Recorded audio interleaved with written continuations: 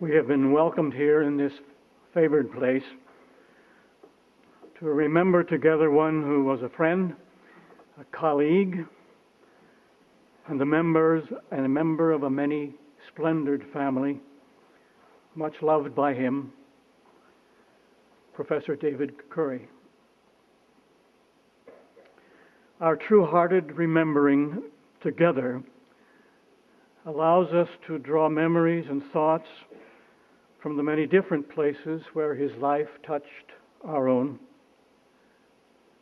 Another lamented friend, Karl Weintraub, spoke of remembering together as needful for the forming of a humanizing sense of time, filled with the search for the meaning of life.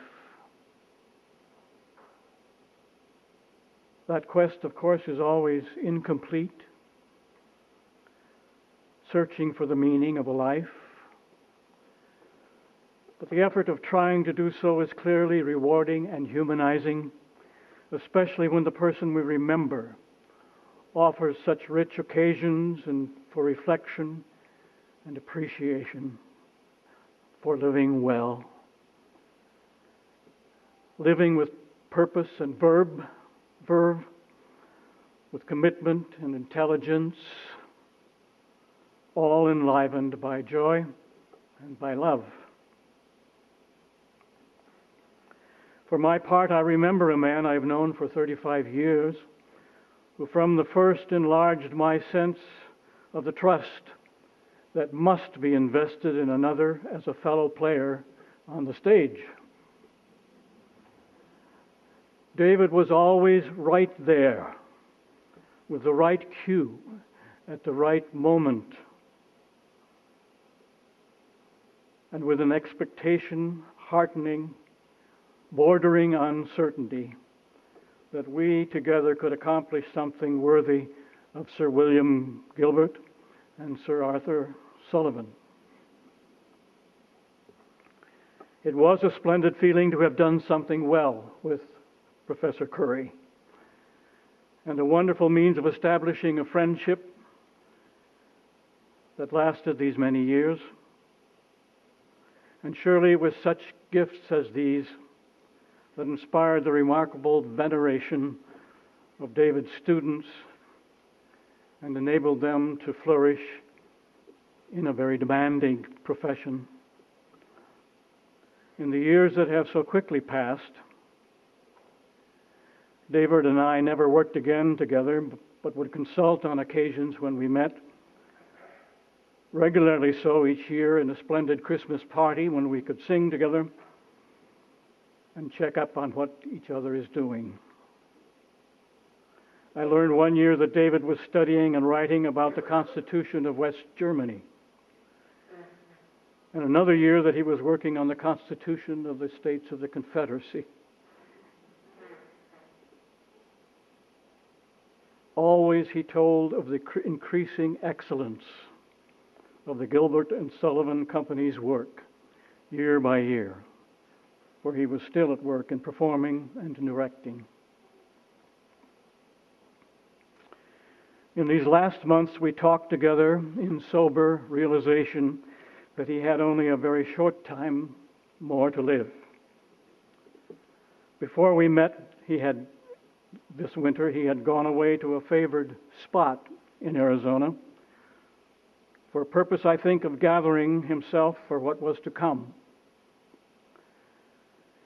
He was entirely resolved to live fully the time left to him in the manner that he had always done, teaching and completing a seminar, traveling in the summer months with his family to favored natural places where they enjoyed the out-of-doors to the maximum, attending performances of the Chicago Symphony Orchestra and lyric opera, even rising from his hospital bed during his last week to attend and see and hear La Traviata.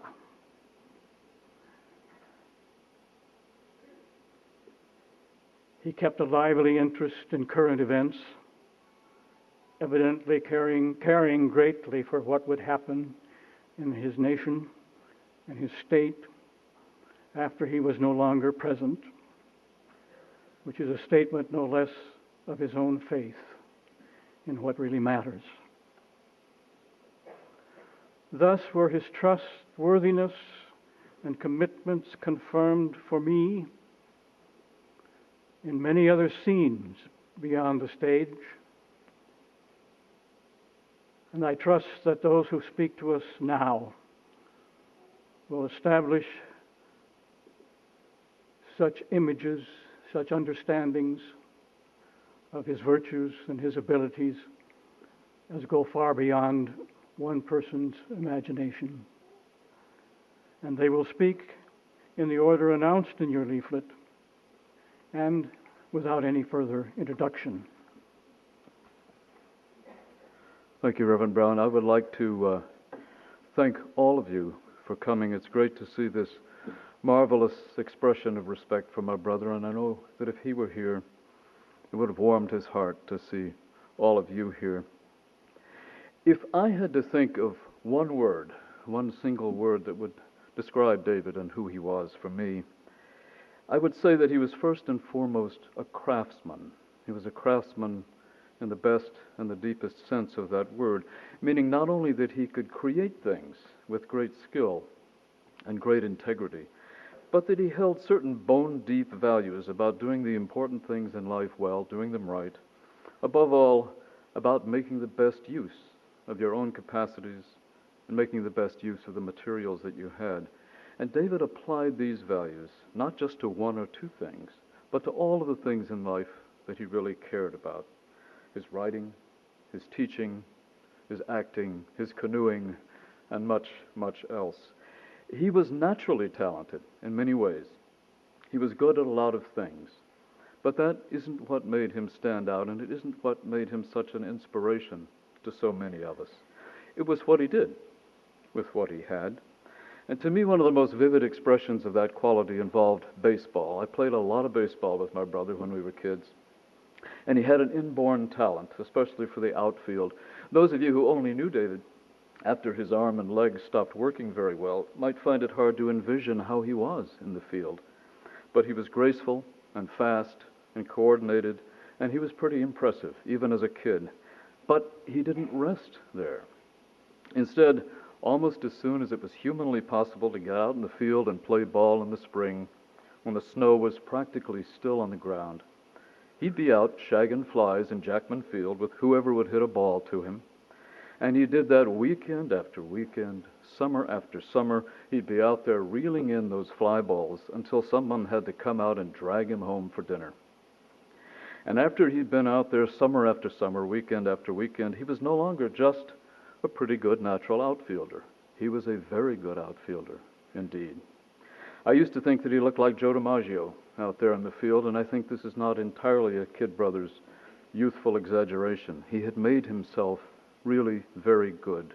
He had taken the materials he had, and he had worked them, and he had worked them, until he had made something that transcended what he was before. And he did the same with so many things. He'd insist on figuring out the best way of doing something, and then teach himself to do it, and he would work on it until he got it as close to right as he possibly could. If you didn't know him better, you might think this was just a facility, just a talent. But it was always more than that. It was craft. It was commitment. It was dedication to the task at hand. And what's so remarkable, of course, is that he stuck with those values even after it became much harder for him to do some of the things he had been naturally good at. Even after he had become terribly ill, he continued to insist on doing what he could with what he had. If he could manage to take a walk around the point, he would take that walk around the point. If he could only manage to take a walk half a block down Harper Avenue, he would take that walk half a block down Harper Avenue until he couldn't walk any farther. If he could get on his bike and ride over to Jackson Park, he would do it, and he would do the best he could. And if it took him half an hour to get dressed and get ready to get on his bike or to take that walk around to the point, he'd do it anyway. I won't say it didn't faze him. I won't say it didn't bother him. After all, he was not a guy who necessarily accepted limitations easily. But the point is that it didn't stop him. And I can't begin to tell you how often that relentless determination inspired me and helped me get over the rough spots in my own life, big ones and small ones. You know that saying about how the Battle of Waterloo was won on the playing fields of Eton? Well, many of the battles in my life were won on the playing fields of Hyde Park and in the bungalows of Santa Monica. And they were won more often than not because of those values that I learned from my brother's example. I'll give you a small but telling instance of that. A couple of years ago, I went with my family to a dude ranch in Arizona where one of the activities that you could get involved in was trail bike riding. You get on your trail bike and you ride on this narrow little trail through the rocks, up and down hills, through the desert, cactus all around you. And so I signed up for what was billed as a beginning lesson. And after I'd been out there for about half an hour, I began to think, I've made a huge mistake here. First of all, I was easily 30 years older than the next oldest person among my fellow students. And the instructor himself was some kind of manic speed demon who also seemed to be about 1/3 my age. So after about half an hour of huffing and puffing and falling over and getting bruised and feeling thoroughly humiliated and quite frightened, and watching the backs of my fellow bikers yet again receding into the distance while I stood behind panting by the side of the trail, I began to think, this is ridiculous. I'm going to just pack this in and go home. And then this vivid image flashed into my mind. My brother, pedaling along in front of me in Jackson Park on his bicycle, teetering precariously from side to side, struggling at this point not only with his bum leg, but with a terminal disease. It was not the most elegant bike riding you ever saw in your life, but he was doing it. He was doing it. And I said to myself on that trail in Arizona, I said to myself, by God, if that man can keep riding his bicycle under those conditions, then I can sure as hell finish this stupid trail ride. And I did. I did, with a great sense of exhilaration and a great sense of accomplishment, although I will confess I finished it 5 minutes, maybe 10 minutes, after everybody else did. If you multiply that by several dozen times, you could begin to get some sense of how David's example powered me through times when I might otherwise have quit, or just let something slide, or just not put all of myself into a task that I really knew was important. And the power of that example, if anything, grew even stronger toward the end of his life. No one who saw him during his last years could fail to be inspired and moved and even astonished at how fully he lived, and how he just kept on being David Currie, the same David Currie, whose strength and craftsmanship and integrity had always inspired and encouraged and prodded us to do our best. He showed us that it's possible to face devastating illness, to face the certainty of dying too soon, with grace, with engagement, with an unfading commitment to work and to family, even with humor. And to do that all the way to the very end. This is, after all, the guy who, as Reverend Brown pointed out, 1 hour after being discharged from the hospital for the last time he would leave the hospital alive, was in his seat at the opera watching La Traviata. Of all the many lessons that I learned from this master craftsman, this last one may be the most important. I think that when someone close to us dies, we are forced inevitably to think about our own essential fragility, our own mortality. And watching how my brother dealt with his mortality has made me less fearful about confronting my own. He taught me so much about living for so many years. And at the end, he has taught me so much about dying. And what an extraordinary lesson that is. What an extraordinary gift that was. And what an extraordinary guy he was. I'm truly honored to speak on this occasion as a representative of the law school faculty about the life of David P. Currie. The formal elements of his career are easy to state. David was a man of simple tastes and immense loyalty. I was not here when he arrived to join the faculty in the fall of 1962, after clerkships with Henry Friendly of the Second Circuit and Felix Frankfurter of the United States Supreme Court, both of whom did so much to shape David's judicial philosophy. But I have no doubt that from his first day on the job, David thought himself a member of the University of Chicago Law School faculty for life.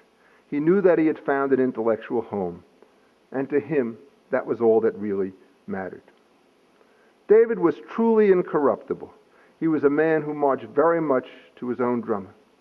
He cared very little about adulation and the attention that he might have received from the world. I do not think that he ever did a day of work as a legal consultant, either for a private client or for some public interest group. I doubt very much that David ever wrote an op-ed. David always thought that any outside connection would lead him to tilt his views in one direction or another. He prized above all his own academic independence. He was more gregarious than Greta Garbo, but I am sure that he said to himself on more than one occasion, "I want to be alone." And so he did with his endless historical sources and his mammoth intellectual projects.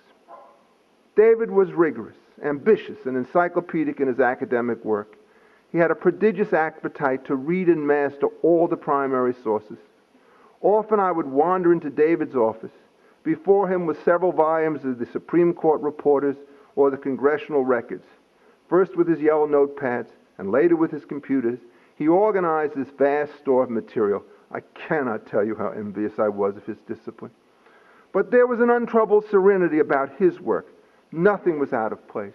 Nothing was hurried. Everything seemed to be in control.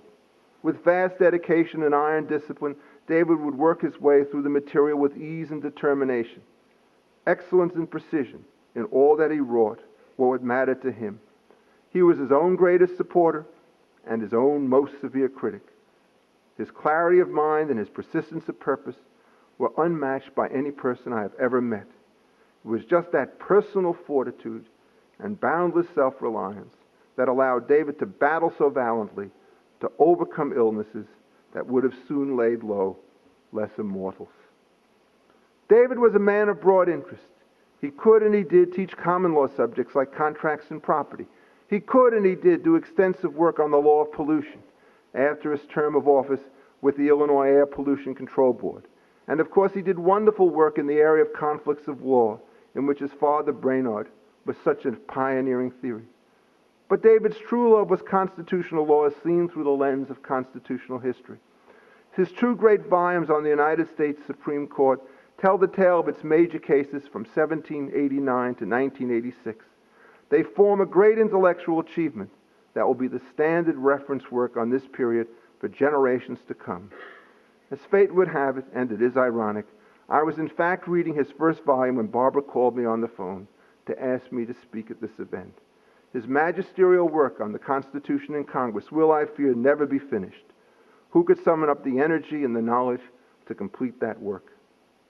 David was not a man who went in for high theory, and he had little patience with the fads and fancies of modern constitutional law. His work has a solidity and a reliability that is matched by few others. Most scholars, when they approach the Constitution, here I plead guilty to this charge, have strong intellectual pre-commitments that lead them one way or the other. Not David. He checked his politics at the door. In his view, the Constitution was never an empty vessel into which people could pour their favorite preconceptions of what the Constitution said or what the Supreme Court should do. He was the Sergeant Joe Friday who just wanted the facts. His calling card was fierce accuracy coupled with careful and relentless legal analysis.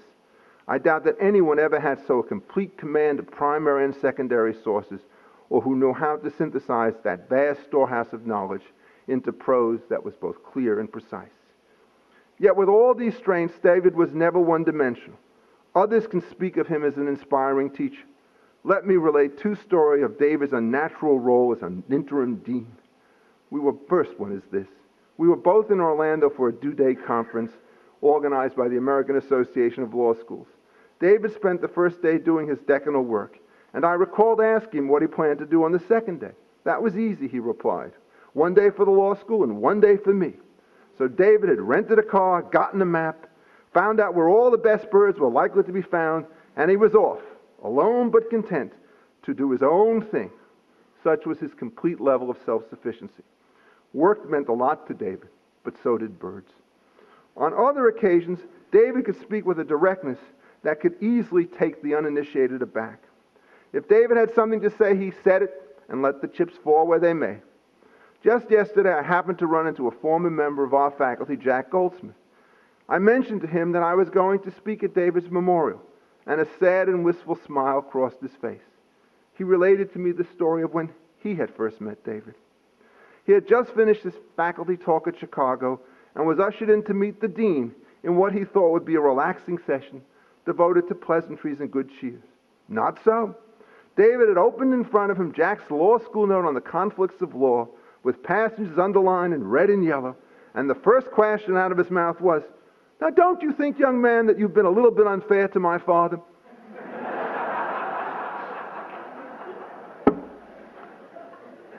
David was all business. Jack does not quite remember what he answered. But he does remember that from this rocky start, the conversation shows David at his personal best, with a warmth and a toughness that revealed just how much he really cared about his work and all the people he worked with. And so it was. David was always the one who gave more than he got. He did so for his family. He did so for his music. He did so for his students and his colleagues. He gave generously to all, knowing that from his generosity he gained as well. His passing closes a chapter in the life of the law school, to which he gave so much, and from which he asked so little. They break the mold. They broke the mold after they made David. Barbara and all the Currie clan know that I speak the truth when I doubt very much that we shall ever see his likes again.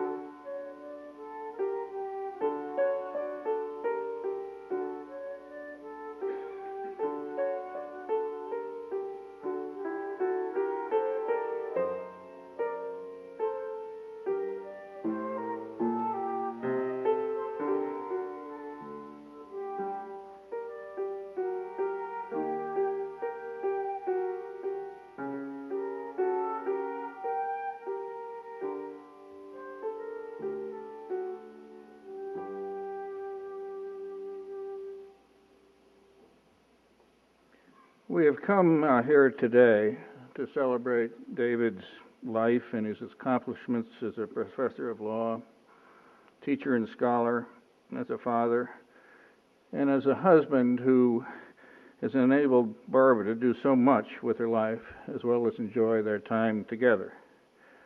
I have a sense of all of this as a friend, as an admirer of what he accomplished, and also as one of his students, a privilege which was shared by my daughter 30 years later. But I want to talk this morning about something quite different. It's different from the roles that I've mentioned as a teacher, scholar, policymaker, or even a student himself. I want to talk about him as a man of action who could and did develop ideas and then put them into place as public policies that we still live by today. I'm talking about the years that David worked with great success, with influence and impact in state government to improve the quality of the environment in Illinois. In 1969, I was working in the Illinois Budget Office for Governor Richard Ogilvie, when the governor decided that it was time to address environmental issues at the state level. This would be one of the first such initiatives in the country, and there was little to guide us. There was no federal environmental program at the time, and there were very few recognized experts in the field. The governor decided that we needed a person who could approach these issues as a student himself and master the field, someone who would do so with objectivity, institutional sensitivity, and some sense of the complexity involved in dealing with many levels of government and competing policy principles of economic development and environmental quality and health. David had been my professor at Conflict of Laws at this law school. His course was an intellectual delight, and in it we explored the challenges of laws imposing conflicting water quality standards for Illinois and neighboring states. I knew that David met the qualifications for path-breaking policy work that we had laid out. And so I was asked to see if he would be willing to serve as our intellectual point person. David immediately agreed to help. Initial meetings in our house on Woodlawn Avenue led to David's taking full responsibility for defining the state's response to environmental challenges. His work became one of Governor Ogilvie's most prominent legacies. He researched and he compared responses to environmental challenges from the federal government and many states across the country. Through his scholarship, he understood that in the area of environmental protection, that it was important to have both an investigative and prosecutorial function, which was, of course, what many activists at the time were calling for. But he also understood it was essential to have a fair and independent adjudicatory capacity with sufficient expertise in a highly technical and developing field such as this to decide with impartiality these tough questions with many complicated legal, conceptual, and scientific issues. Probably most important for this early day in the movement, he saw the importance of research, of gathering more information in the most expert, scholarly, and impartial fashion. He proposed to the governor that there be a tripartite system of agencies, the Environmental Protection Agency, the Pollution Control Board, and finally, an Illinois Institute for Environmental Quality. This is the system that has basically served the state well since that time, with the Institute evolving into the Department of Energy and Natural Resources. So this became a system that has not only persisted, but has been emulated elsewhere across the country. So successfully did David present these ideas and master the substantive issues that they reflected, that the legislation he himself drafted was passed promptly. It was a natural progression for David to serve as the first chairman of the Pollution Control Board, and there he and his opinions provided the leadership and precedence for the entire state as it implemented the recommendation inherent in this new system of environmental regulation, adjudication, and research. This was a huge contribution to the people of this state. I still hear some of the most senior leaders in the environmental community speak with respect, admiration, and gratitude for that contribution. I share all of these feelings myself, but I want to add an additional reason for my deep respect. David showed us how a scholar of distinction and capacity can take his skills and use them in the complex, difficult, often unpleasant, and very real world of public policy. We all, foremost amongst us, Barbara, know how difficult it can be to provide leadership in that world. David did it, showing us all how public policy can be researched, conceptualized, legislated, and implemented in one of the most controversial issues of the day. He did it with a distinction that should be inspirational to all of us. As a child, David Currie immersed himself in the patter and wit of W.S. Gilbert and what he considered to be the beautiful music of Sir Arthur Sullivan. He loved the fanciful topsy-turvy world of these collaborators that ended invariably in logical conclusions. He once told me that by age 7 he had memorized "When Lying Awake with a Dismal Headache." This is truly remarkable, considering that Iolanthes, Lord Chancellor's Nightmare Tale is the most challenging of all patter songs in the GNS repertoire. But that doesn't surprise you, does it? We all know of his superior memory. The Gilbert and Sullivan Opera Company of Chicago benefited immeasurably from the talents and contributions of David Currie. In 1962, 2 years after the organization of the company, David auditioned and was first cast in the ensemble of HMS Pinafore, and then as a juror in Trial by Jury. 1 year later, he made his principal debut as Old Adam in Ruddigore. He went on to play leading roles in 13 productions, and then changed hats by becoming the company's longest-running stage director at the helm of 20 productions. When David had to take a 2-year hiatus from directing in 1966 and 67, his wife Barbara assumed the role of producer. David's involvement has been constant ever since. David had every role of the repertoire memorized. Every role of the repertoire. He could step in at a moment's notice and assume any role in any production. We often joked he only needed Barbara's high heels and there would be no need for understudies at all. He played Pooh Bah in The Mikado. He was the sorcerer in The Sorcerer, the Major General in The Pirates of Penzance, Bunthorne in Patience, the Lord Chancellor in Iolanthe, and Old Adam in Ruddigore.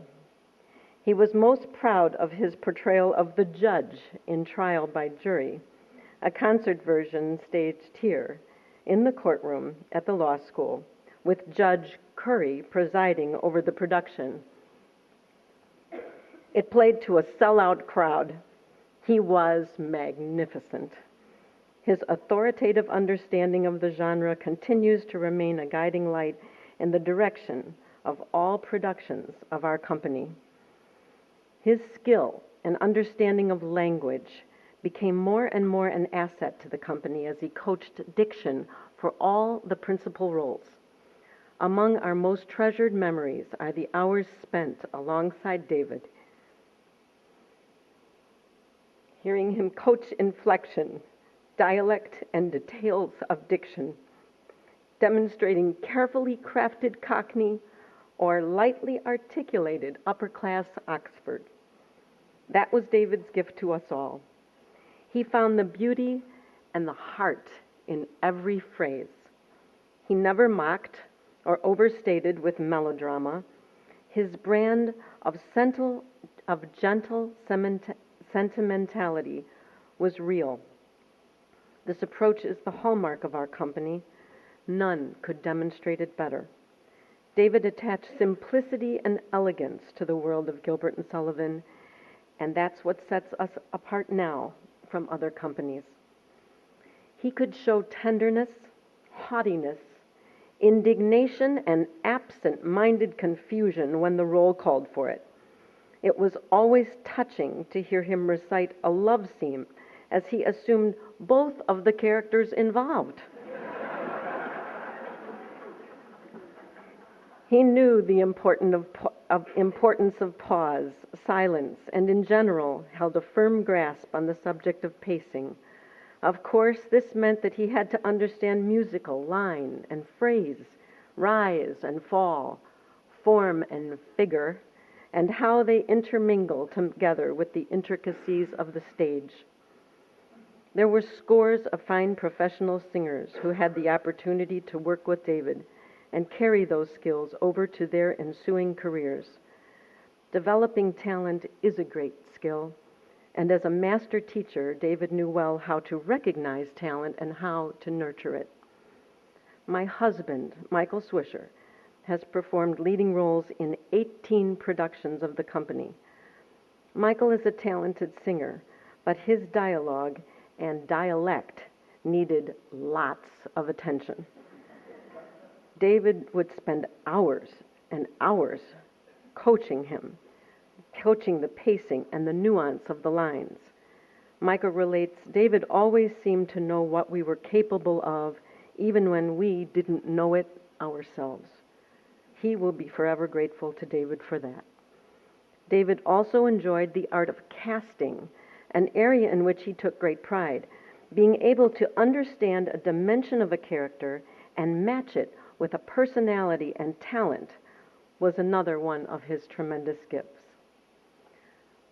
When David Currie thinks you're special, somehow, because it is someone you admire so much, it makes it so.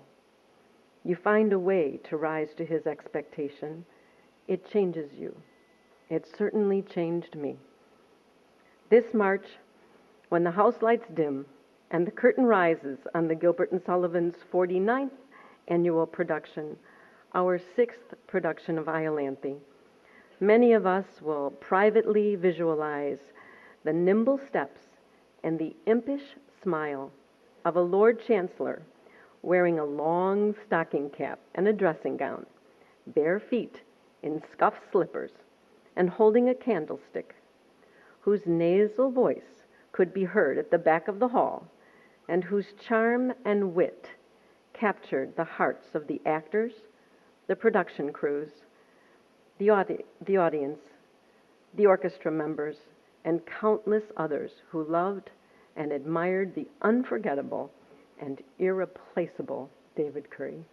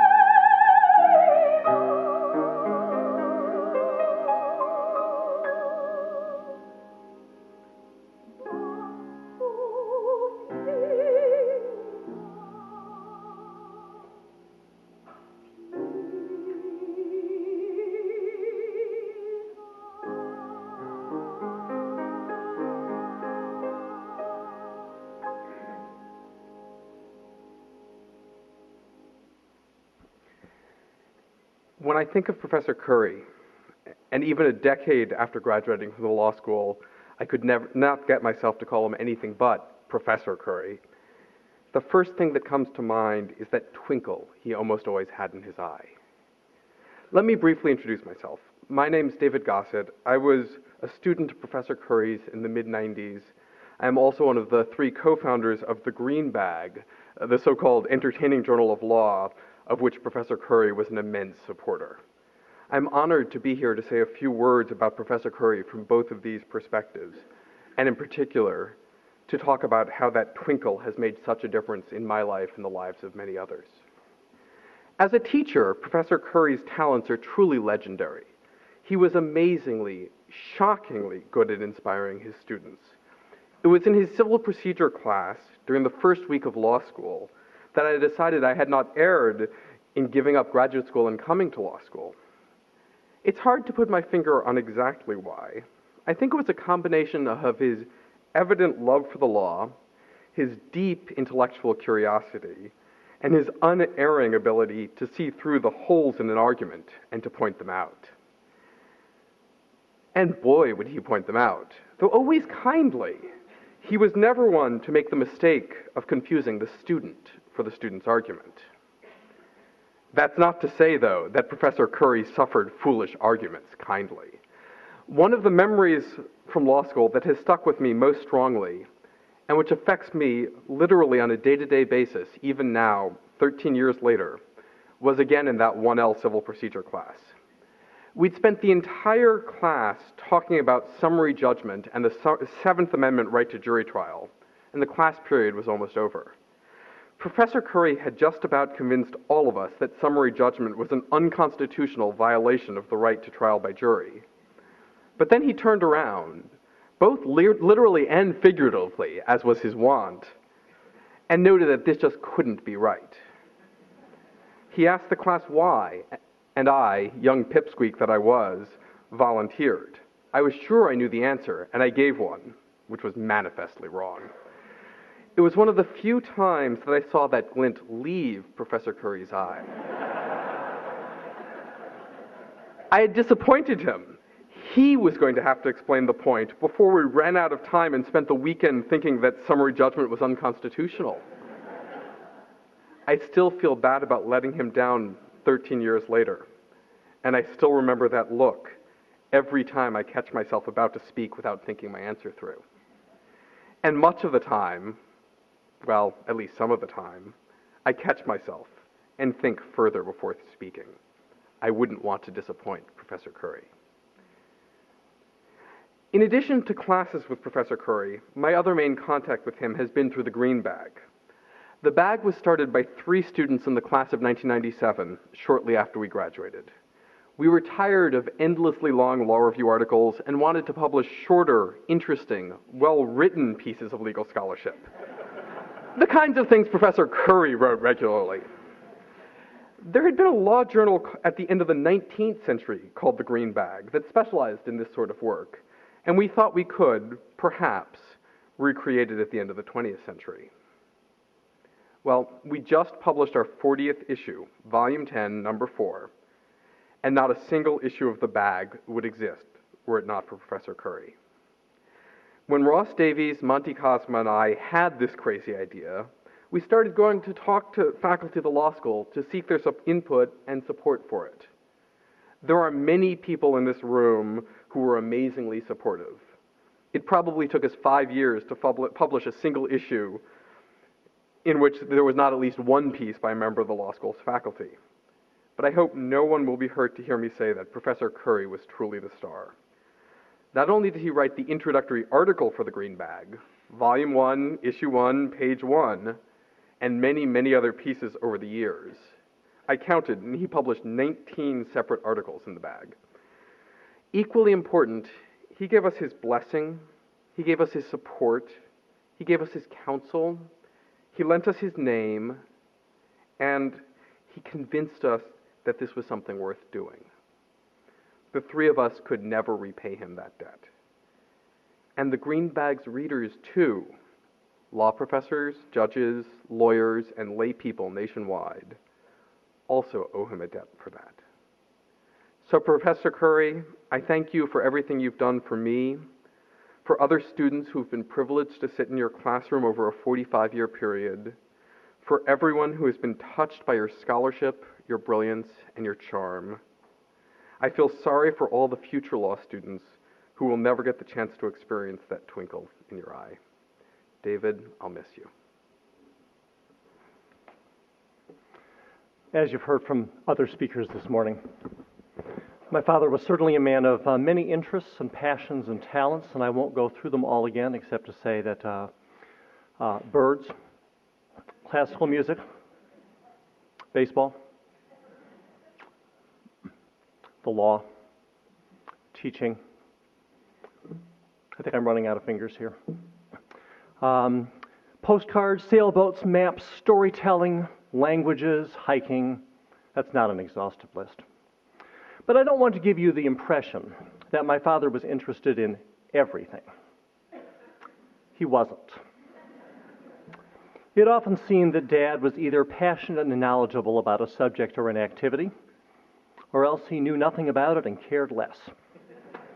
And the borderline was sometimes mighty thin. He enjoyed novels, for example, especially those written in German or French, as long as they were published before about World War II.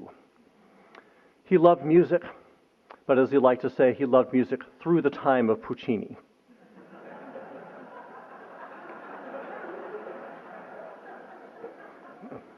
My wife and I once gave him a CD of a tenor singing the works of Sigmund Romberg and Victor Herbert and those guys, the operetta composers of the early 20th century, just exactly the kind of music my dad loved. And when we asked how he liked it, he looked pained, and he replied, "Oh, the man takes unconscionable liberties with those songs." It was great for me when my interests coincided with his interests. For example, I loved to kayak. I loved our trips to Wrigley Field, even if he did root for the wrong team. And I knew almost as much geographic and map trivia as he did. I do hate sailing, however.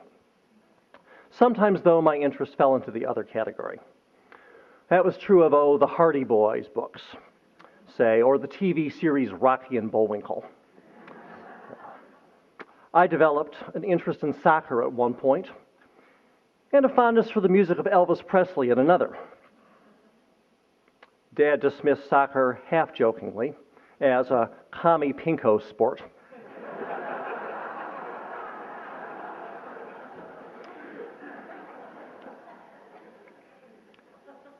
And he dismissed Elvis, not jokingly at all, as the man single-handedly responsible for the downfall of Western civilization.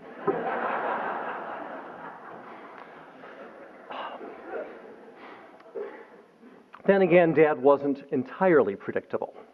He very much enjoyed both To Kill a Mockingbird and Catcher in the Rye, although I'm not entirely sure what possessed him to read either of these modern novels. When I was about 10, he brought home a recording of a jazz group called the Firehouse 5+2. It was a little incongruous next to the Brahms symphonies and Jussi Björling and people like that who made up our usual listening fare. Then there was the time a few years back when I found myself with a free afternoon in the Shenandoah Valley of Virginia on a beautiful sunshiny spring day. I wasn't quite sure whether I wanted to take a hike or to visit one of several caverns in the area that promised sound and light shows and rock formations that resembled nativity scenes. So I asked myself, what would Dad do? Well, the answer was breathtakingly obvious. He would go for a hike. He would grab a canteen and a map and a pair of binoculars, and he would head up a mountain trail, exclaiming, "Glorious!" at every bird, every crag, every vista. Glorious was always the operative word whenever he went hiking. There was, I reasoned, no chance whatsoever that Dad would spend a beautiful sunshiny afternoon in early spring below the ground, among tacky sound and light shows and rock formations that looked vaguely like the baby Jesus. So, of course, I went to the cave. And I had a wonderful time. But that's not the point of the story, because when I talked to Dad later on, he asked me if I had gone to a town called Luray when I was in the Shenandoah Valley. Why, yes, I said. Why do you ask? Well, Dad explained, when he had been a boy, his family had visited a large cave there called Luray Caverns, and he had loved it. And just recently, he continued, he had gone to Washington, and he had driven into the Shenandoah Valley specifically so that he could visit Luray Caverns all over again. And it was just as glorious, he added, as it had been when he was 10. There are lots of morals in this story, I suppose. Morals about parents and children, morals about predictability, morals about the folly of thinking that you really understand what makes someone tick. The moral I'd like to draw out today, though, is a little bit different. My dad experienced many dangers, toils, and snares over the years, especially in his last years. But he always seemed to agree with Piglet that the first thing you should say when you wake up in the morning is, "I wonder what's going to happen exciting today." When I think of my father, I think of a man who was always involved in something that sustained and intrigued him. A man constantly on the lookout for the glorious things of this world. A man who found glorious things wherever he looked. Though he used the word glorious mainly to describe things in nature, I believe he found it glorious as well to spend an evening with a fascinating pre-World War II novel. A glorious in another way to come up with an interesting new interpretation of the Constitution. And glorious yet again to put together a Gilbert and Sullivan production. He found glory, of course, in taking a hike on a sunshiny spring day in the Shenandoah Valley, and also in spending that same sunshiny day on an adventure 100 feet below the ground. And to him, the future was distinctly glorious as well. In his appreciation for his students on the one hand, and for his children, his grandchildren, and his many nieces and nephews on the other.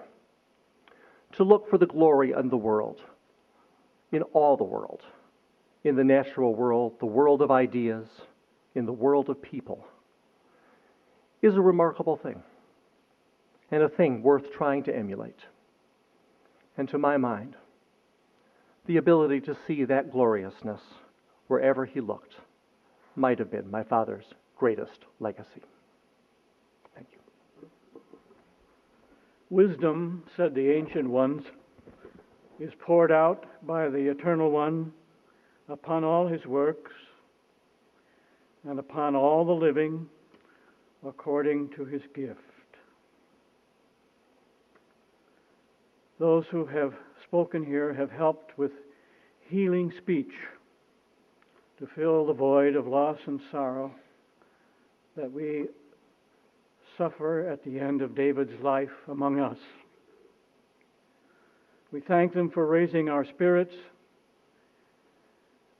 our understanding of his wisdom and his accomplishments, and quickening us with a sense of thanksgiving for his life. An East Indian proverb says, "The just are like sandalwood. When struck, their scent perfumes the air." And now I restate the invitation printed to come next to a reception in the green room, just on the main floor and to that direction, where we may engage in more remembrances and more healing speech. Lastly, I understand that a venerable tradition exists in the School of Law for the students to salute their professor at the end of a term of teaching with a demonstration of their appreciation. I have to say I've never heard of such a thing in the divinity school.